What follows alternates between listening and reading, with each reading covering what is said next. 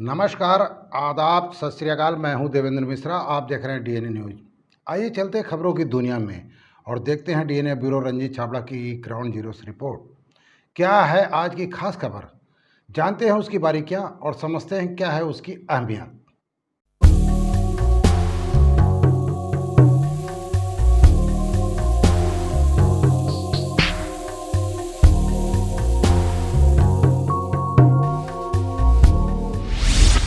भारत का राजनीतिक इतिहास गवाह है कि महंगाई के चलते जब जब प्याज के दाम बढ़े हैं, बनती सरकारें बिगड़ी हैं और बिगड़ी सरकारें बनी हैं। फिर एक बार घर की रसोई के लिए जरूरी प्याज के दाम ने गृहिणियों के साथ ही आम लोगों को भी रुलाया है।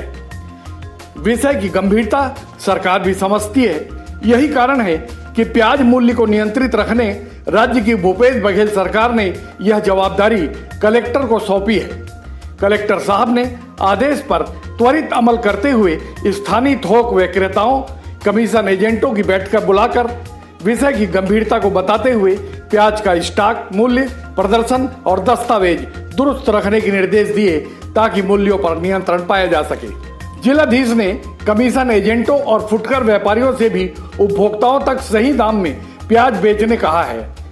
प्याज के थोक विक्रेता की राय है कि अधिक वर्षा ने प्याज की फसल को चौपट किया है।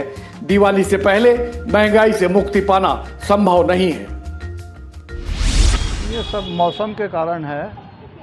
अपना आंध्रा में पूरी फसल बर्बाद हो गई है, वहाँ बाढ़ आ गई, बरसात बहुत ज़्यादा हुई है। और अपना कर्नाटक में भी फसल पूरी ख़राब हो गई है। महाराष्ट्र भी पानी गिरा है काफ़ी, तो फसल लेट है, उसके कारण तेज़ी है। अगर मौसम अच्छा रहा तो उम्मीद है अपना दिवाली के बाद जो है रेट नीचे आना चाहिए। नहीं, माल आ रहा है लेकिन अभी माल की कमी है। सब जगह माल जाने का है, इसलिए जो है पूर्ति पूरी नहीं हो पा रही है। कलेक्टर साहब ने मीटिंग ली थी, तो उसमें यही चर्चा हुई है कि रिटेल में 70 रुपये किलो आलू बेचना है, 70 रुपये किलो प्याज बेचना है। प्याज के असहनीय बढ़े दाम पर पक्ष विपक्ष का भी मुखर होना बताता है कि महंगाई राजनीतिक सत्ता के लिए हमेशा ज्वलंत मुद्दा रहा है।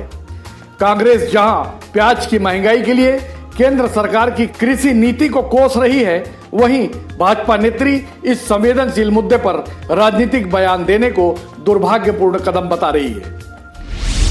अभी एक चीज़ आप ध्यान दे रहे होंगे कि पिछले 2 तारीख से हम लोगों ने एक आंदोलन चलाया। किसान का जो 3 कानून पास हुए हैं, वो इसी कारण यही तकलीफ आने वाली है। जो केंद्र सरकार ने किसानों के खिलाफ ये जो 3 बिल पास किए ना, उसमें जो व्यापारियों को भंडारण की छूट दिए ना, ये ऐसे ही नतीजे आएंगे। हमारा यही कहना है समस्त जनता से कि इस बिल के बाद व्यापारी कितना भी स्टॉक कर सकता है, तो वो तो उत्पादन, जहाँ उत्पादन होगा वहाँ से स्टॉक कर लेगा। प्याज जैसे बंगाल में हुआ, महाराष्ट्र में हुआ, वो वहीं कोल्ड स्टोरेज में लेके उसी वक्त 8 रुपये की प्याज को स्टॉक कर लेते हैं और फिर अपने हिसाब से बाज़ार में सप्लाई कर देते हैं। जैसे ही डिमांड बढ़ती है, कम माल को रोक देते हैं, उसके बाद देते हैं, अब उस हिसाब से रेट बढ़ते जाते हैं। अब प्याज का रेट यदि बढ़ा है तो इसके लिए प्रधानमंत्री जी या केंद्र सरकार कैसे जिम्मेदार हो गई?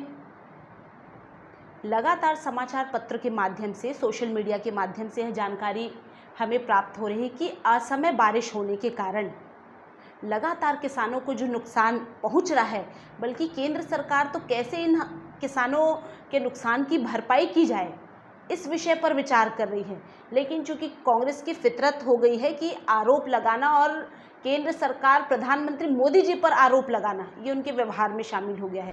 शारदीय नवरात्र में प्याज की महंगाई से त्राहिमाम कर रहे होटल व्यवसायी और नागरिकों की राय है कि प्याज स्टॉकिस्टों की निगरानी और कम रेट पर स्टॉल के माध्यम से ही खुदरा विक्रय केंद्र खोलकर इस पे नियंत्रण पाया जा सकता है। सर तो पड़ेगा, रेट बढ़ाना पड़ेगा, 25 रुपये प्लेट करना पड़ेगा नाश्ता हम लोग को। वो तो साल में 2-4 बार बढ़ ही जाता है, फिर कम हो जाता है। कोई नई बात थोड़ी, सरकार की नीति अच्छी नहीं है ना, ठोस नीति गवर्नमेंट के पास नहीं, कोई प्याज आलू में कंट्रोल करने की। अपन तो प्याज का सामान बनाना ही बंद कर दिए, प्याज बड़ा अगर बनाते ही नहीं है। तो प्याज में सब चीज़ महंगा है, अभी तेल महंगा है, प्याज महंगा है, आलू महंगा है, दाल महंगा है, हर चीज़ का रेट बढ़ गया है, यानी 15 रुपये में भी नाश्ता पुसा नहीं रहा है अभी। मजबूरी में काम कर रहे हैं, करना है करके। जहाँ 2 किलो डालना रहता है वहाँ आधा किलो में काम चलाते हैं। तो मैं तो बोलता हूँ जैसे पिछले दफ़े रेट बढ़ा था तो सरकार ने ध्यान दिया था, 2-4 दुकानों में खुल गए थे, 50-60 रुपये में कम में प्याज मिल रहा था। पैसे कहीं ना कहीं इनको लगाना चाहिए। बहुत ज़्यादा बिगड़ गया सर प्याज के रेट के कारण। क्या इससे आर्थिक पूरा घर का जो माहौल है, क्या है कि जो प्याज है मेन है सब्जी बनाने में, महिलाओं को बहुत ज़्यादा परेशानी हो रहा है। आदमी खरीद नहीं पा रहा है, बिना पैसे काम नहीं हो पाता है। साथ में होटल व्यवसायी जो हो, जैसे कि मैं होटल व्यवसायी हूँ, आज के रेट में जिस रेट मेरे को नाश्ता बेचना है, मैं प्याज के कारण नहीं बेच पा रहा हूँ। इतना महंगाई बढ़ चुका है। प्याज से सरकारें बनती भी हैं और बिगड़ती भी हैं। जैसे नमक ज़रूरी है वैसे प्याज ज़रूरी है। कलेक्टर को चाहिए कि वो दबिश दे और कालाबाजारी करने वाले लोगों को रोकने की कोशिश करे।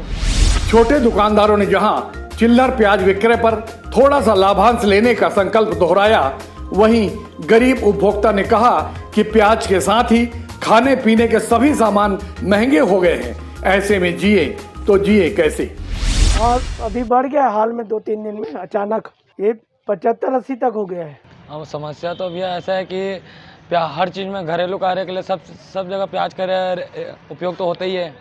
और प्याज का दाम तो ऐसा है कि सोने का दाम नहीं बढ़ता, उससे ज़्यादा प्याज का दाम बढ़ रहा है लगातार। धंधे में मार तो खाता है कस्टमर, अगर प्याज के कारण अगर सब चीज़ में डालता है और अगर अपन रेट बढ़ाएंगे तो फिर ग्राहक में कटौती आएगा, ग्राहकी कम होगा। ग्राहक को तो उसको रेट से मतलब नहीं है, परेशानी हम लोग को जाता है कि रेट 10 रुपये में बेच रहे हैं तो हम लोग उतना महंगा क्या दें।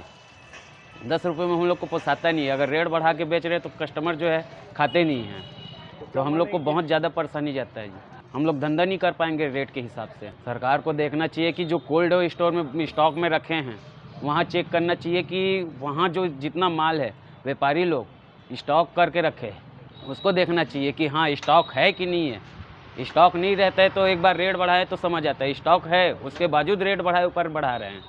80 रुपया किलो हो गए है, उनमें काम धाम कुछ नहीं है तो आदमी खा ही काला। प्याज बिना तो कोई काम ही नहीं हो। सरकार है कुछ समझना चाहिए, सोचना चाहिए गरीब आदमी कैसे खाई। इतना भाव प्याज के चला थे, बहुत बड़ी मुसीबत हो गई। चावल थोड़े खावे भैया। बहरहाल राज्य सरकार, प्रशासन और खाद्य विभाग मुनाफाखोरी और कालाबाजारी पर लगाम लगाने की कोशिश कर रहा है, पर गुजरता हफ्ता ही बताएगा कि मुनाफाखोरों की नकेल कसकर वे कितने प्याज को सस्ता कर पाए और कितना राहत मिली है उपभोक्ता को। देखना दिलचस्प होगा कि आवश्यक वस्तु अधिनियम के तहत प्रशासन प्याज सप्लायरों, थोक विक्रेताओं, कमीशन एजेंटों और दुकानदारों पर निगरानी रखकर कितना मूल्य नियंत्रण कर पाता है। ग्राउंड जीरो से डीएनए ब्यूरो रंजीत छाबड़ा की रिपोर्ट। आज बस इतना ही, फिर मिलेंगे ताज़ा तरीन खबरों के साथ। तब तक के लिए दीजिए इजाज़त। नमस्कार। जय छत्तीसगढ़, जय धमतरी।